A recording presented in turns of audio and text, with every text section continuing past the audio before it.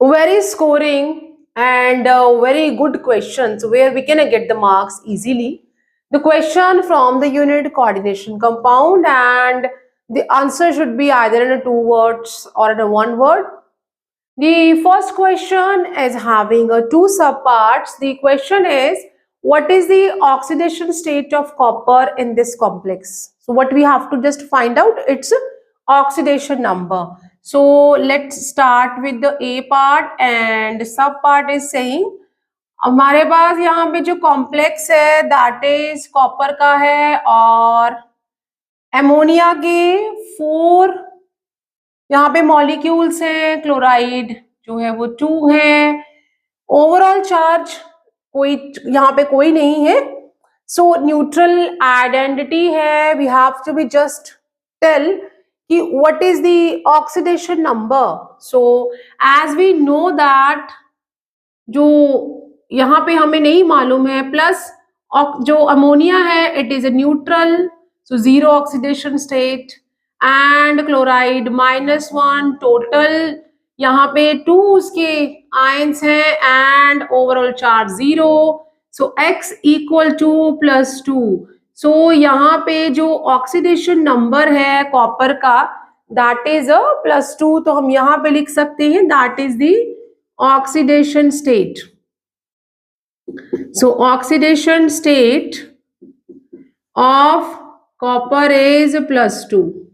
Then इसी में second part जो है या second sub part जो है that is the what is the IPSC name of the complex. हमें एक और complex यहाँ पे provided है that is of nickel. निकल के साथ हमारा यहाँ पे अमोनिया के we are having 6 मॉलिक्यूल, और क्लोराइड जो है उसके जो प्राइमरी या काउंटर आयन की तरह यहाँ पे बिहेव कर रहा है. जब भी हमें आईपीएससी नेम लिखना है तब भी हमें ऑक्सीडेशन नंबर तो फाइंड आउट ही करना है. तो यहाँ पे oxidation number x + 0 + -1 2 overall charge 0 है, x इक्वल टू +2. निकल भी यहाँ सेकेंड ऑक्सीडेशन स्टेट में अवेलेबल है, तो इसका आईपीएससी नेम क्या हो जाएगा? IPSC name will be that is hexa, 6 है तो हेक्सा एमाइन, डबल एम आ जाएगी, hexa amine, and that is निकल. और निकल यहाँ पे सेकेंड ऑक्सीडेशन स्टेट में है तो हम रोमन में पैरेंथेसिस में लिख देंगे, और काउंटर आयन का हम नंबर कितने नंबर है वो मेंशन नहीं करते हैं, तो chloride. So this is the IUPAC name for this complex that is hexaammine nickel second chloride.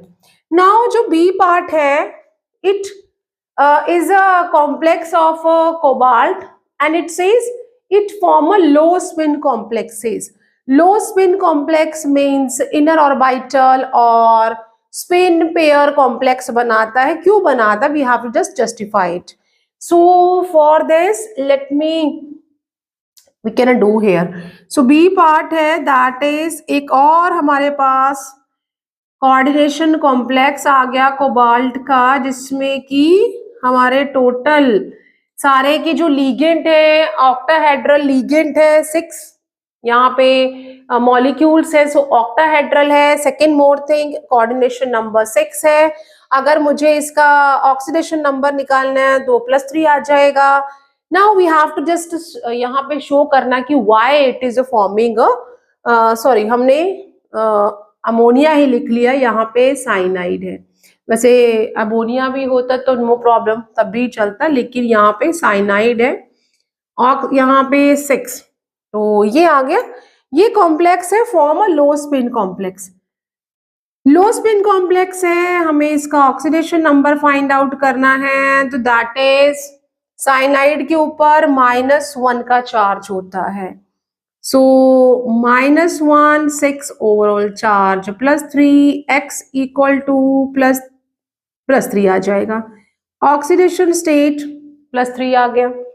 Now अगर ऑक्सीडेशन स्टेट यहाँ +3 है, cobalt atomic number 27, electronic configuration ground state पे क्या होगी? Argon 4s2 3d7, cobalt at third oxidation state क्या हो जाएगा, argon 4s0 3d6। तो यहाँ पे इस तरह से हो गया। और अगर हम इसका अभी क्या करेंगे, ऑर्बिटल रिप्रेजेंटेशन करते हैं, तो जो डी ऑर्बिटल है 1 2 3 4 5 ये 3d है, 4s vacant है, and then we are having a 4p, and even we are having a 4d here also. So 1 2 3 4 5 ये 4d है, ये 4p है, ये 4s है और ये 3d है। As we are having a 6 electrons here, तो हंड रूल हम फॉलो करेंगे। We will first fill a single 1 2 3 4 5 and 6। Cyanide is a strong field ligand, means यहाँ पे जो स्प्लिटिंग होगी CFSE जो है, जब हम ऑक्टाहेड्रल कॉम्प्लेक्स की बात कर रहे हैं, जो डीजेनरेट है, it will split into 2 energy level T2G and EG में। सो पेयरिंग हो जाएगी, pairing will occur as cyanide. क्या है, cyanide is a strong ligand, so strong field ligand, pairing occur हो जाएगी। और तो we will have this like, कैसा हो जाएगा भी 1 2 3 4 5। सो वी आर हैविंग 1 2 3, ये पेयर अप हो गए सारे। नाउ जो हमारे लिगेंड है वो 6 लोन पेयर देंगे, तो यहाँ पे हमें 6 लोन पेयर लेना है। एक 1 2, एक हम 4s में से ले लेंगे, ये 3d है, और 4p 1 2। तो ये जो है ये हाइब्रिडाइज्ड ऑर्बिटल्स हो जाएंगे, and we will have now 6 orbitals of same energy 1 2 3 4 5 6। और यहाँ पे ये जो हमारा 3d है, इसमें ये T2G लेवल है, तो यहाँ पे जो पेयरिंग हो चुकी है, और ये हमारे हाइब्रिडाइज्ड ऑर्बिटल्स है, दैट इज D2sp3। और यहाँ पे एक lone pair, second and third and fourth and fifth and sixth. क्योंकि जो साइनाइड है, it is a strong field ligand, pairing will occur, that is why it form a low spin complexes और inner orbital complexes, और we can say pair up, यहाँ spin pairing हो चुकी है। So this that's reason. तो यहाँ पे because pairing occurred,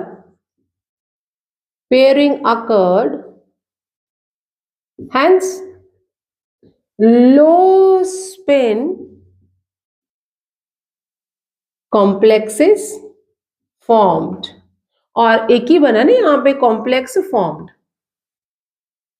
So this is the reason for this question कि why form a low spin complex, because it is a strong field ligand and pairing will occur, and that CFSE is very high, जो octahedral में जो splitting होती है, it is very high, and for jumping to EG level it need a more energy, and that is why pairing हो जाएगी, and that is the reason it form a कैसे complex बनाएगा, low spin, और that is inner orbital, or that is spin pair complex।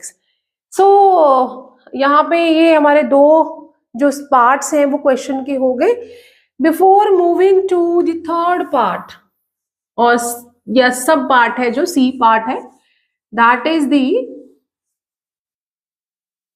Again from the same unit, and it says what is the magnetic property and number of unpaired electron in the complex. इस question में हमारे पास बहुत सारे complex आ गए, एक ये complex है, एक ये कॉम्प्लेक्स है, and then we are having, यहाँ ये हमारा हिट्रोलेप्टिक है, अलग अलग लिगेंड है, ये हमारा होमोलेप्टिक है, ये भी होमोलेप्टिक है, सेम तरह के लिगेंड है, और ये भी हमारा होमोलेप्टिक है। इसमें इस कॉम्प्लेक्स में हमने मैग्नेटिक प्रॉपर्टी बतानी है, how many unpaired electrons are available there. So हम यहाँ पे पहले तो कॉम्प्लेक्स लिख लेते हैं, that is CONH3 6 and 3+ overall 4 जो है ये हमारा कैटायनिक आइडेंटिटी है। तो यहाँ पे मैग्नेटिक प्रॉपर्टी बतानी है unpaired electron. So means first we have to be just check कि कौन से ऑक्सीडेशन स्टेट पे अवेलेबल है। तो जो कोबाल्ट है it is available at the +3 oxidation state. Cobalt atomic number 27. At ground state electronic configuration argon 4s2 3d7. At third oxidation state that is argon 4s0 3d6. So यहाँ पे 3d6 है. Let me now draw the degenerate of it. This is 3d. 4s empty है and 4s है तो 4p भी available है, 4p है तो 4d भी अवेलेबल है. So this is the 4s, 4p and 4d. Now we are having a 6 electrons here. So Hund rule and Aufbau principle we follow. The first we have to fill the single and then we will do the pairing. The 6th electron will come here. As ammonia, normally it is in the center of the electrochemical series. It is normally a weak ligand, but especially for octahedral complex of cobalt it is working as a strong field ligand. So here ammonia will work as strong field ligand and pairing will occur. So what will happen, this will move and we will get 1 2 3 4 5. ये जो pairing है वो इसी में हो गई है. Now we will get this 2 4s and 4p. ये 4s है 4p है. They will get hybridized and they will like we will get the orbitals of having a similar energy, where the 6 lone pair from the ammonia will come. So that is 1 2 3 4 5 and 6. Now question is, what is the magnetic property? So it is a diamagnetic, no unpaired electron is available. तो यहाँ पे magnetic moment तो हम find out ही नहीं कर पाएंगे. सो कैसा है ये मैग्नेटिक प्रॉपर्टी, क्या है? It is a diamagnetic. So diamagnetic complex है due to the absence of unpaired electrons. And second question भी, जो सेकेंड इसका पार्ट है, that is associated with it and number of unpaired electrons. So just as write ki absence of unpaired electrons, we just write again n equal to 0. No unpaired electron is available here. So this is the way either we are have जब भी हमें किसी भी coordination complex का magnetic moment find out करना है, या हमें उसका लो स्पिन या हाई स्पिन या उसका हाइब्रिडाइजेशन या शेप बताना है, we have to be just start with the oxidation number. Normally हम वैसे तो अगर कोऑर्डिनेशन नंबर 6 है तो हम ये बोल सकते हैं कि इट इज अ कैसा है, ऑक्टाहेड्रल है, but either it is a low spin और high spin, inner orbital or outer orbital, spin free or spin pair. So for that we have to just find out the hybridization. Still, if you have any doubt, just give me a comment in my comment box, and see you soon next video. And don't forget to subscribe my channel for the coming new updates.